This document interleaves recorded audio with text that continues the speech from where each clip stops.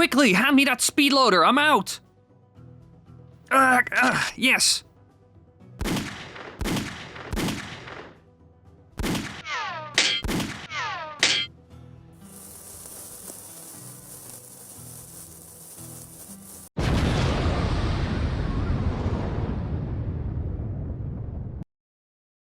Alright, this is getting insane. We gotta find those last 2 Koopalings or these hit squads will never go away. More and more henchmen are chasing us all over the country. Now, finding Lemmy will be easy, but their leader will be our biggest challenge yet. But first, we gotta get supplies or we won't last 2 more days. I know there's a town close by, so let's head there and get ready. Because we also need a whole lot more firepower.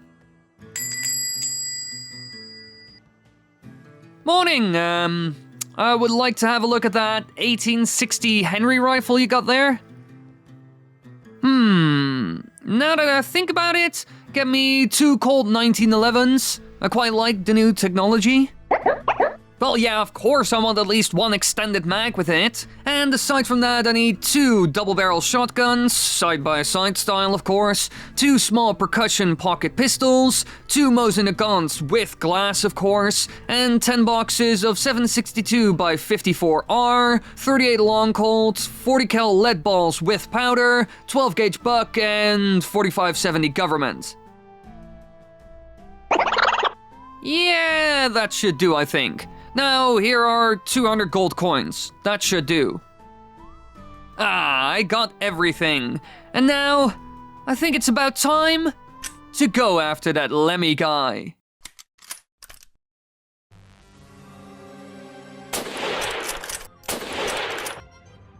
Alright, I think no one saw us. Yeah, there's no one around. Now, let's get in quickly. Now we gotta find him somewhere in this darn maze. Actually, I've heard stories regarding these places. There are loads of these castles in the world. They are found in the Mushroom Kingdom and even in other territories. They are incredibly common, and are usually found at the end of each world. And as far as I've heard from travelers, there are always Koopa forces inside of them. And yeah, these castles also tend to be, rather hazardous places, with lava being more frequently found in these castles than in most other places in the world. However, one thing I always wondered about was, who created them and why? They are found all over the place, but are always occupied by Koopa forces. Now, some people I talked to about it did have some theories on why they are found all over the place. One person said they were all made by Princess Peach at some point to protect the world from the biggest threat ever, Bowser and his outlaws. These fortresses used to be filled with Toad warriors and other defenders of the Mushroom Kingdom. But in time, like normal people who are trying to stop a zombie horde, they all fell and the castles were overrun. And now it's filled with members of the Koopa Troop gang, all under Bowser's command, keeping a tight grip on the lands around them, using these castles that they took as a command center. However, others told me that these were not made by Princess Peach at all, but actually by Bowser himself, and were dropped all over the place using airships. Apparently, they set them up in worlds they took over in order to have some sort of outpost in these conquered lands. This would explain why these places are usually filled with traps, and sometimes even statues of Bowser himself. But there's also another option. They weren't made by either of them, but actually some sort of other ruler or crime lord. Because apparently they are also found on Dinosaur Island, where no one really lives. And even if you look at them from both the inside and outside, most of them also don't look the same as Bowser's main castle, or even Peach's castle. So maybe they were made by others who are now gone, which would mean that these buildings are hundreds of years old, which does make sense, because I haven't heard of anyone building a castle in my lifetime, only saloons. But they always either went bankrupt or were destroyed because of bar fights. Not sure why that always happens, but it does.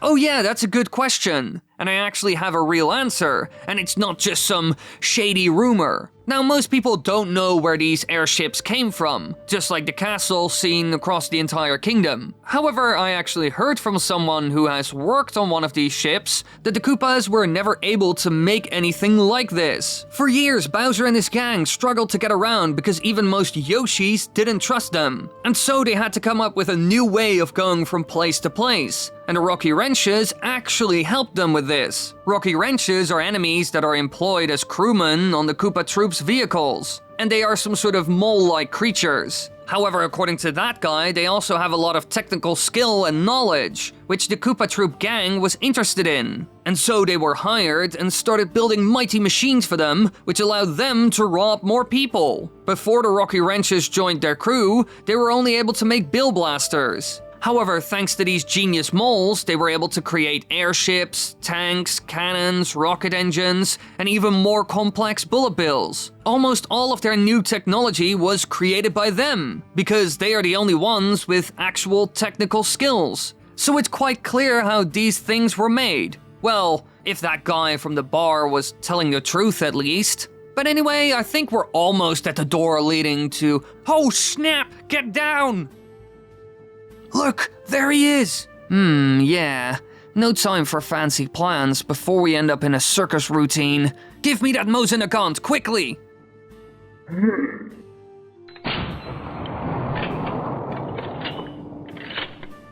Phew!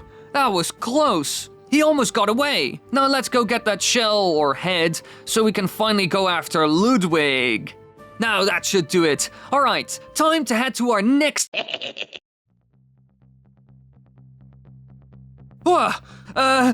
Quickly! Get on those Yoshis and let's get out of here!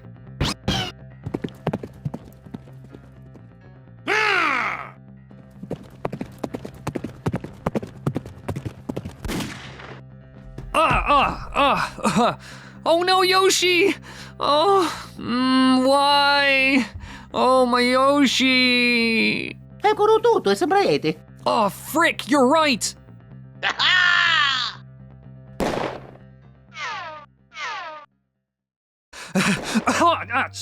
My knee! Quickly, go! We're getting overwhelmed! Go! We have no time! Run, you insane fool!